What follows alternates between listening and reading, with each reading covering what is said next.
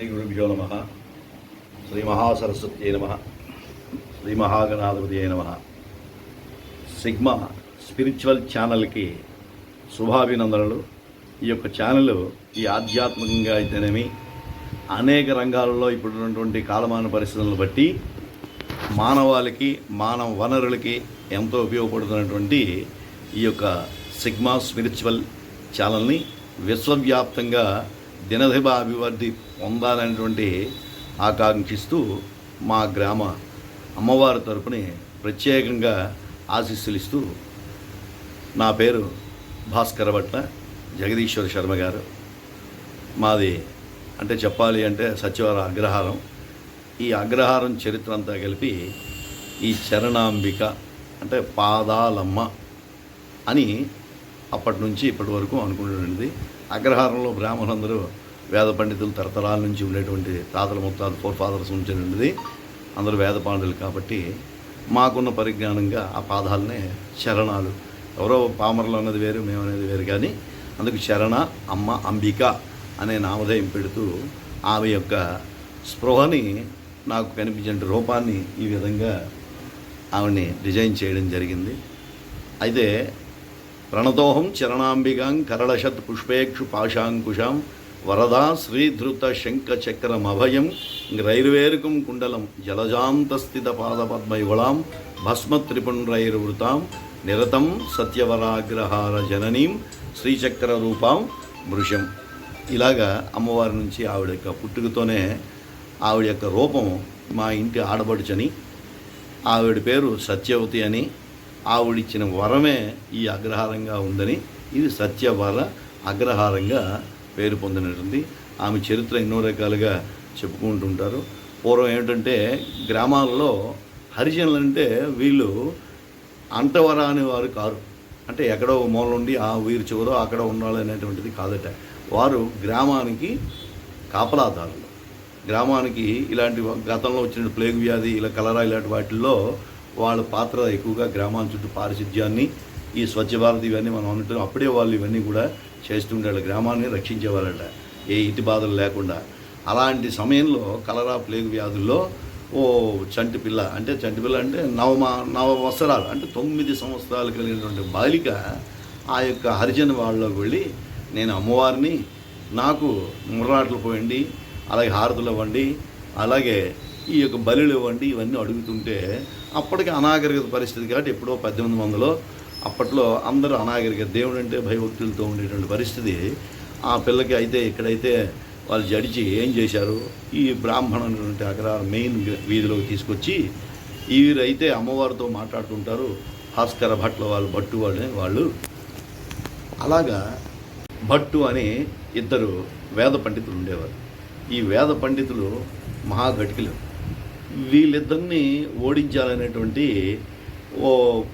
అక్కడ ఈయన కాశీపట్నం అంటే బయలుదేరుతూ వెళ్తూ కాశీ క్షేత్రాన్ని దర్శించేద్దామని వెళ్తూ ఈ అగ్రహార ప్రాశస్యాన్ని చరిత్రను వింటూ ఇక్కడ ఉన్నటువంటి పండితులను ఓడించాలనేటువంటి ఆలోచన పెట్టుకుంటూ ఆయన ప్రయాణం చేస్తున్న సమయంలో ఈ అమ్మవారి యొక్క స్పృహ వల్ల ఈ జగన్నాథం గారు, చిన్న జగన్నాథం గారు, పెద్ద జగన్నాథం గారు అని ఇద్దరు, అంటే వాళ్ళిద్దరూ అన్నదమ్ములు గారు, కానీ సొంత అన్నదమ్ములలాగే వాళ్ళు వ్యవహారం చేస్తున్నాడు.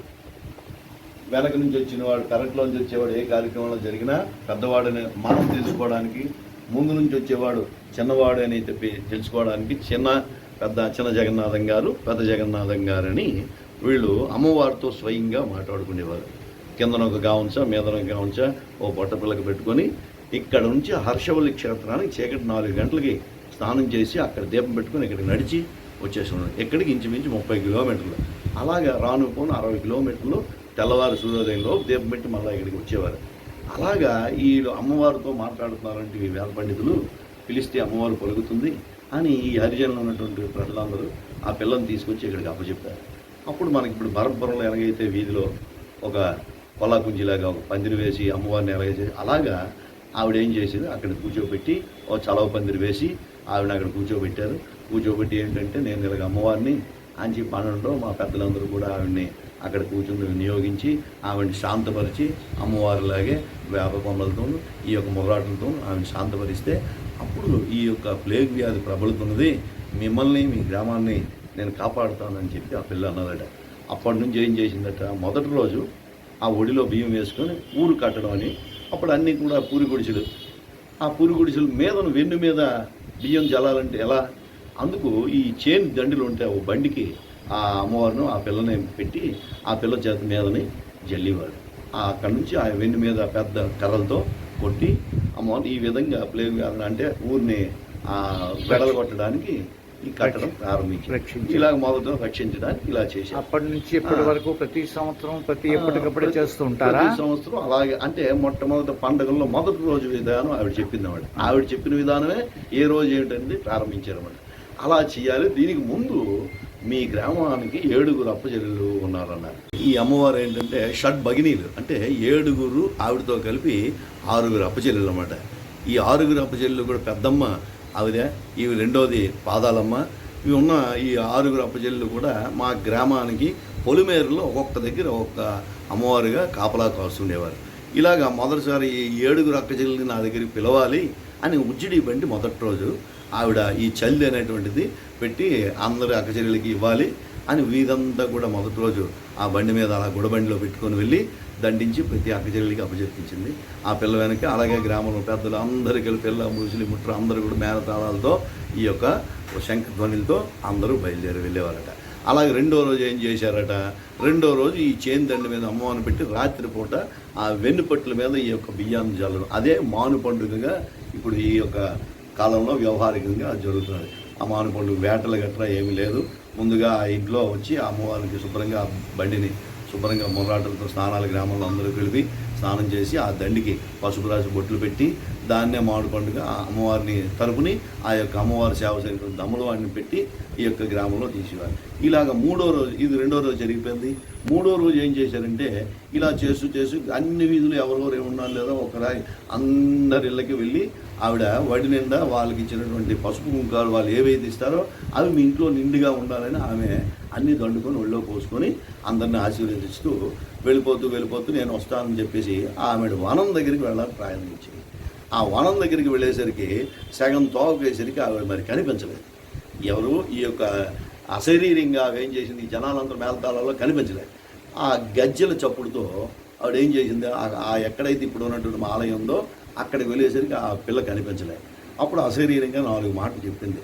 నా పేరు సత్యవతి, ఈ విధంగా ప్రతి సంవత్సరం మీరు ఎలాగైతే చేస్తుంటారో నేను చెప్పిన విధంగా అవన్నీ మీకు ఖచ్చితంగా జరిగి తీరుతాయి. ఇలా మొదటి రోజు జిడిబండి, రెండో రోజు ఈ యొక్క మాను, మూడో రోజు ఈ యొక్క వనంగి తీసుకొచ్చి ఆ ఘటాలన్నీ తెచ్చి అక్కడ చేరవేసి ఆ సమయంలో నేను మీకు ఇచ్చినట్టు చేస్తే ఇలాగా మీకు సరతరాలు కూడా ఆయురాలకు వాగవాక్యాలు పాడి పంటలతో తోడుతున్నటువంటి ఇది అసలు నిజమైనటువంటి సత్యమైనది. నా పేరు సత్యవతి, ఇది మీకు ఇచ్చే వరం కాబట్టి సత్యవరంగా మీ యొక్క పేరు ప్రతిష్టలు వర్ధిల్తూ ఈ గ్రామంలో ఉన్నటువంటి స్త్రీ శిశు పశు పక్షాదులందరూ కూడా ఆరోగ్యంగా చక్కగా ఉంటారు. అందులో వేద పండితులు యావత్ ప్రపంచ ప్రఖ్యాతిగాంచినటువంటి వాళ్ళు అవుతారు. అలాగే ఇందులో ఉన్నటువంటి వివాహం జరిగితే ఈ గ్రామం ఆడబొట్టి ఎక్కడికి వెళ్ళిందో ఆ ఇల్లు ఆ గ్రామం కూడా చాలా వర్ధిల్లుతుంది.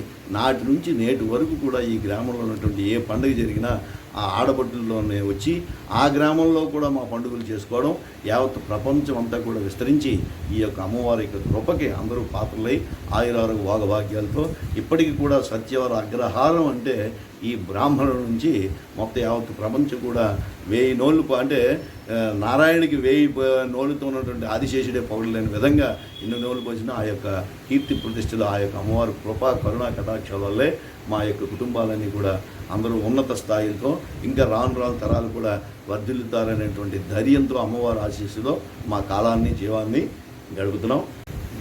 అలాగే ఈ యొక్క గ్రామంలో ఉన్నటువంటి బ్రాహ్మణుల తరతరాల నుంచి ఈవిడ యొక్క కృపా కరుణాటాలతో అందరూ ఆయురోగ భోగభాగ్యాలతో వంశవృద్ధి పొందుతూ శాశ్వతమైనటువంటి వృద్ధులందరూ కూడా బ్రహ్మలోకాన్ని పొందారు. ఇంకా ఈ యొక్క కార్యక్రమాలన్నీ కూడా ఈ కీర్తి ప్రతిష్టలు పొందాలని ఈ యొక్క అమ్మవారి తరపుని నేను మా అఖిల భారతీయ బ్రాహ్మణ సేవా సంఘంలో ఈ యొక్క 26 జిల్లాలంటూ బ్రాహ్మణులందరూ సేవ చేయాలని దృక్పథంతో, అలాగే అర్చక పురోహిత, అలాగే ఈ యొక్క హ్యూమన్ రైట్స్లో, అలాగే ఎన్నెన్ని ఉన్నాయో అన్నింటిలో కూడా ఈ యొక్క మానవ సేవలు, అందులో బ్రాహ్మణ సేవలు అంటే మొట్టమొదటిగా చెవి కోసుకొని ప్రధానంగా చేయాలనేటువంటి ఆలోచన ఇదంతా కూడా అమ్మవారే పూర్వపాదం నుంచి వచ్చినటువంటి అమ్మవారి యొక్క ఈ యొక్క రూపం నాకు కనిపించడం, అమ్మవారికి పూజా కల్పం రాయడం, ఈ శ్లోకం అంతా కూడా అమ్మవారి కృప వల్లే నేను ఈనాటి వరకు ఈ యొక్క ఆధ్యాత్మిక చింతలోని దైవకృపగా ఉంటున్నాను. కాబట్టి ఈ సిగ్మా స్పిరిచువల్ ఛానల్ ఇంకింకా దినదిన అభివృద్ధి పొందుతూ యావత్ విశ్వవ్యాప్తి పొందాలని చెప్పి మంగళాశాసనాలతో మా అమ్మవారి యొక్క కృపాకరుణాకి అందించాలని శరణ్యాయ విద్మహే శరణాంబికాయ ధీమహి తన్నశక్తి ప్రయోజయ సర్వే జనా సుఖినో భవంతు సహనా భవతు సహనో భునక్తు సహ వీర్యం గర్వావహే తేజస్వినావధీతమస్తు మా విద్విషావహి. ఓం శాంతి శాంతి శాంతి. శ్రీ గురుభ్యో నమః. శ్రీ గురు శరణాంబికాయి పాదుకార్పితమస్తు. జగదీష్ గారు ఎంతో ప్రేమతో మన ఛానల్ అభివృద్ధిలోకి రావాలని తన మంగళాశాసనాలు అలాగే సత్యవర అగ్రహార అధిష్టాన దేవత అయినటువంటి శ్రీ శ్రీ శ్రీ సత్యవర దేవత శరణాంబిక కృపా కరుణా కటాక్ష వీక్షణాలు విశ్వవ్యాప్తంగా 50 మందికి లభించాలని ఆయన మంగళాశాసనాలు చేశారు. వారికి వారి కుటుంబీకులకు ఆ గ్రామంలో ఉన్నటువంటి అశేష జనవాహినికి ఒక్కసారి శిరస్సు వచ్చి నమస్కారాలు తెలియజేస్తున్నాను. జై శ్రీమన్నారాయణ.